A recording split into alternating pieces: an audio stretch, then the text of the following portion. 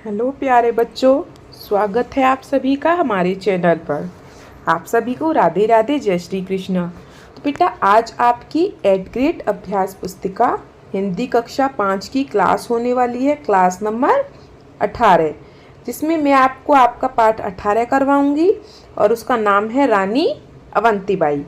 पाठ्य पुस्तक का ये वाला पाठ मैं आपको करवा चुकी हूँ।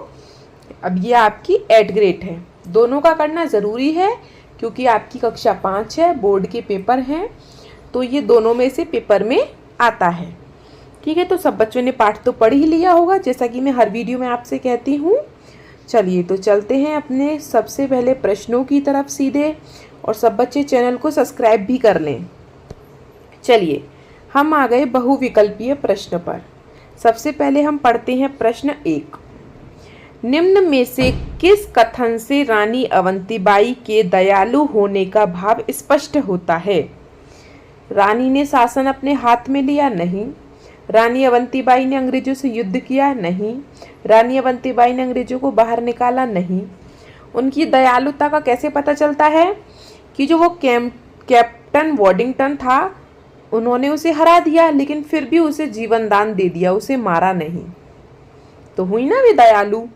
तो विकल्प सी आपका सही है। प्रश्न 2 देखते हैं। अंतिम समय में रानी किस स्थान पर रही? तो बेटा, वो देवारगढ़ की पहाड़ी पर रही थी। वहां से उन्होंने अपना अंतिम युद्ध किया और वहीं उनकी समाधि बन गई। ठीक है, तो दोनों प्रश्न हो गए। आगे चलें। चलिए, प्रश्न 3। अंग्रेजों ने विक्रमाजीत को गद्दी से उतारा क्यों? क्योंकि वे बहुत छोटे थे, नाबालिग थे, अल्पवयस्क थे। ठीक है, विकल्प बी आपका सही है। प्रश्न 4। वह अच्छा आदमी है, इसमें प्रयुक्त अच्छा शब्द कौन सी विशेषता बताता है? तो बेटा, अच्छा आदमी है, आदमी कैसा है? अच्छा है। तो ये क्या है? गुण है उस आदमी का कि वो अच्छा है, तो ये गुण संबंधी विशेषता बता रहा है। ठीक है। 5वां, हस्तलिखित शब्द का अर्थ। हस्तलिखित मतलब जो हाथ से लिखा हो हमने। ठीक है, विकल्प बी आपका सही है। तीनों के विकल्प बी बी बी सही हैं। हो गए सबके 5 विकल्प। तो मैं आगे चलूं, किसी को कोई दिक्कत परेशानी तो आप मुझसे कमेंट बॉक्स में पूछ सकते हैं। ठीक है, अब हम चलते हैं खाली स्थानों की तरफ। इसमें से देख के हमें खाली स्थान भरने हैं। पहला खाली स्थान देख लेते हैं। प्रश्न 6। रानी अवंतीबाई का विश्वस्त दूत कवि और लोक गायक कौन था? मदन भट्ट। अगला देखिए प्रश्न 7। भय का विलोम शब्द। भय का अभय। भय मतलब जो डर गया और अभय मतलब जो किसी से नहीं डरता। ठीक है। प्रश्न 8। बाबा थान सिंह किसकी गाथा सुना रहे थे? अवंतीबाई की। प्रश्न 9। अवंतीबाई ने करारा वार किया। इस परिप्रेक्ष्य में करारा शब्द के स्थान पर हम और क्या लिख सकते हैं? जैसे अवंतीबाई ने करारा वार किया मतलब अवंतीबाई ने जोरदार वार किया, तो हम जोरदार शब्द का प्रयोग कर सकते हैं यहाँ पर। प्रश्न 10। गांव की चौपाल पर किसकी धुन गूंज रही थी बेटा? आल्हा की। ठीक है, 5 खाली स्थान हो गए सबके बेटा। तो अब हम अति लघु प्रश्नों पर चलते हैं, या एक शब्द या एक वाक्य में उत्तर दो। प्रश्न 11। सूरमा। सूरमा शब्द का अर्थ। बेटा, सूरमा या आपकी पाठ्य पुस्तक में जब मैंने शब्दार्थ कराए थे ना, उसमें आया था। तो सूरमा का मतलब होता है वीर या बहादुर या योद्धा, कुछ भी लिख सकते हैं आप, एक लिख लो। सूरमा को वीर भी कह सकते हैं, बहादुर भी कह सकते हैं, योद्धा भी कह सकते हैं। ठीक है।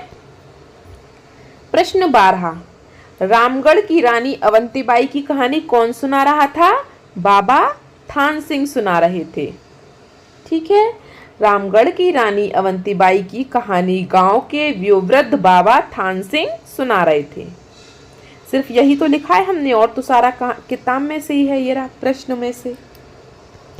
दोनों प्रश्न हो गए। आगे चलो बेटा प्रश्न 13 पर। चलिए, प्रश्न 13। शब्दों को उचित क्रम में रखकर सही वाक्य बनाइए। गए मौन हो इतना बाबा थान सिंह कहकर। मतलब क्या है, ये शब्द आगे पीछे लिखे हैं, हमें इन्हें सही करके लिखना है। जैसे बाबा थान सिंह इतना कहकर मौन हो गए। ठीक है, तो बाबा थान सिंह इतना कहकर मौन हो गए, हमने इसको सीधा कर दिया। प्रश्न 14, गांव में संध्या के समय जहां कई लोग एकत्रित होकर बैठते हैं उस स्थान को क्या कहते हैं?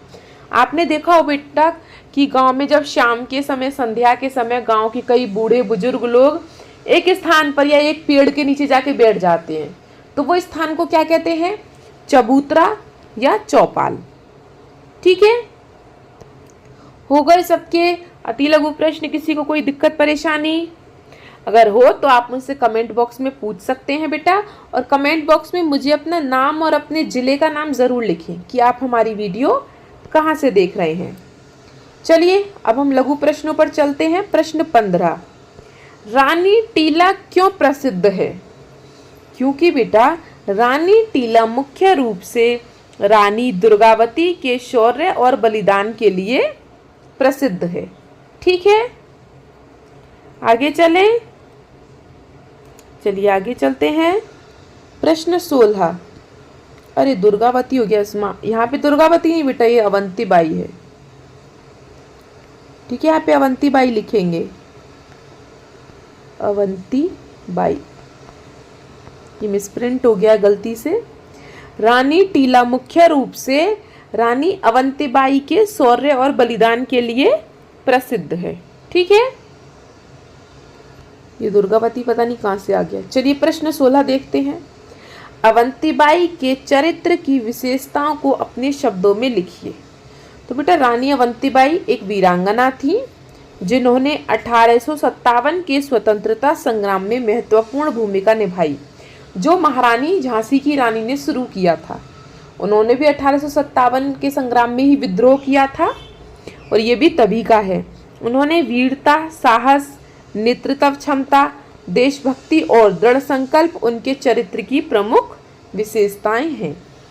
ठीक है, उनके चरित्र की प्रमुख विशेषताएं पूछिए ना, तो ये रही वीरता, साहस, नेतृत्व क्षमता, देशभक्ति और दृढ़ संकल्प। आगे चलें, हो गए सबके प्रश्न 16 तक। और वीडियो बेटा अच्छी लग रही हो तो लाइक ज़रूर कर दें जाने से पहले, और चैनल को सब्सक्राइब भी ज़रूर कर लें। प्रश्न 17 देखते हैं।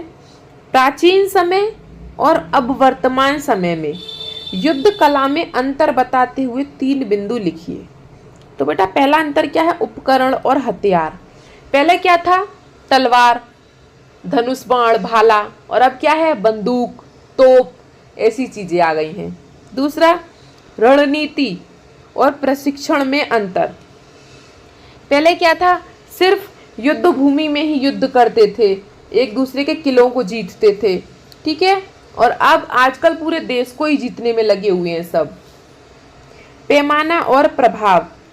ठीक है, तीसरा अंतर क्या है हमारा? पैमाना और प्रभाव। जैसे कि अभी मैंने बताया कि पहले लोग क्या करते थे? सिर्फ युद्ध भूमि में युद्ध करते थे, लेकिन आजकल उन्हें जहाँ जगह मिलेगी वहीं युद्ध कर देंगे। किसी ने किसी भी देश के ऊपर बम फेंक दिया, उससे हवाई हमले करते हैं। ठीक है, समुद्र के सहारे जाकर समुद्रों से हमले कर देते हैं, समुद्र के तटों से पानी में आकर, इस तरीके से। ठीक है, लेकिन पहले युद्ध क्या होता था? पहले युद्ध आमने सामने होते थे। ठीक है, अब नहीं है ऐसे। चलिए प्रश्न 18 देखते हैं। हृदय जीत लेना मुहावरे का अर्थ लिखकर वाक्य में प्रयोग कीजिए। हृदय जीत लेना मतलब किसी को बहुत अधिक प्रभावित करना। वाक्य प्रयोग, छोटे बच्चे ने अपनी मासूमियत से सबका हृदय जीत लिया। दोनों प्रश्न हो गए सबके। आगे चलें अब हम दीर्घ प्रश्नों पर। चलिए अब हम चलते हैं दीर्घ प्रश्नों पर। प्रश्न 19, रानी अवंतीबाई के बलिदान की कहानी अपने शब्दों में लिखिए। तो मतलब थोड़ा बहुत हम इनकी कहानी है जो पूरी, उसे थोड़ा थोड़ा करके लिख देते हैं। जैसे रानी अवंतीबाई, और वो लोधी थी। ठीक है, वो रामगढ़ की शासिका थी। कहाँ की थी? रामगढ़ की। जिन्होंने 1857 के स्वतंत्रता संग्राम में अंग्रेजों के खिलाफ बहादुरी से लड़ी। उन्होंने अपनी मातृभूमि की रक्षा के लिए अपनी सेवा का नेतृत्व किया और कई युद्धों में अंग्रेजों को चुनौती दी। अंततः 20 मार्च 1858 को उन्होंने देश के लिए अपने प्राणों का बलिदान दिया, जिससे वे भारतीय इतिहास की एक महान वीरांगना के रूप में अमर हो गई।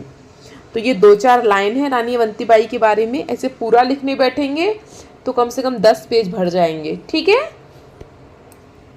तो प्रश्न 19 हो गया सबका। आगे चलें। चलिए प्रश्न 20 देख लेते हैं। किसी भी वीर या वीरांगना पर 8 से 10 वाक्य लिखिए। मतलब किसी के भी बारे में 10 वाक्य लिखने हैं, 8 से 10। तो मैंने 10 वाक्य लिख दिए हैं पूरे झांसी की रानी के बारे में। मुझे वो बहुत अच्छी लगती हैं, ठीक है, तो इसलिए मैंने झांसी की रानी के बारे में लिखा है। रानी लक्ष्मीबाई भारतीय इतिहास की एक महान वीरांगना थी। दूसरा, उनका जन्म 19 नवंबर 1828 को वाराणसी में हुआ था। तीसरा, उनका मूल नाम मणिकर्णिका तांबे था। उनका नाम क्या था पहले? मणिकर्णिका।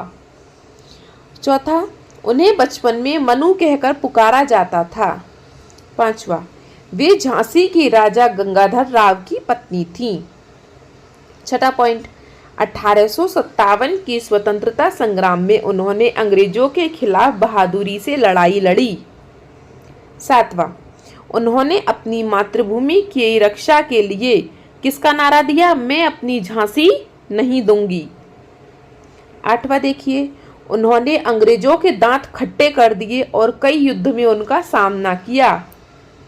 9वां लाइन देखिए, रानी लक्ष्मीबाई ने अपनी अंतिम सांस तक देश के लिए संघर्ष किया। 10वीं लाइन, उनका बलिदान हमेशा याद रहेगा और वे भारतीय नारी शक्ति का प्रतीक है। तो ये 10 लाइन है झांसी की रानी के बारे में। आप छोटी छोटी लाइनें याद कर लें, पेपर में 5-6 लाइनें आती हैं। ठीक है, चलिए तो आपके प्रश्न हो चुके हैं सारे 20 के 20। अगर आपको वीडियो अच्छी लगी हो तो लाइक ज़रूर करें, अपने दोस्तों के साथ शेयर भी करें और बेटा हाइप ज़रूर कर दे जाने से पहले, ठीक है, जो कमेंट बॉक्स के पास में होता है। हमारी वीडियो को देखने के लिए आप सबका बहुत बहुत धन्यवाद। मिलते हैं आपसे अगली क्लास में, तब तक के लिए आपका दिन शुभ हो। Have a nice day and thank you.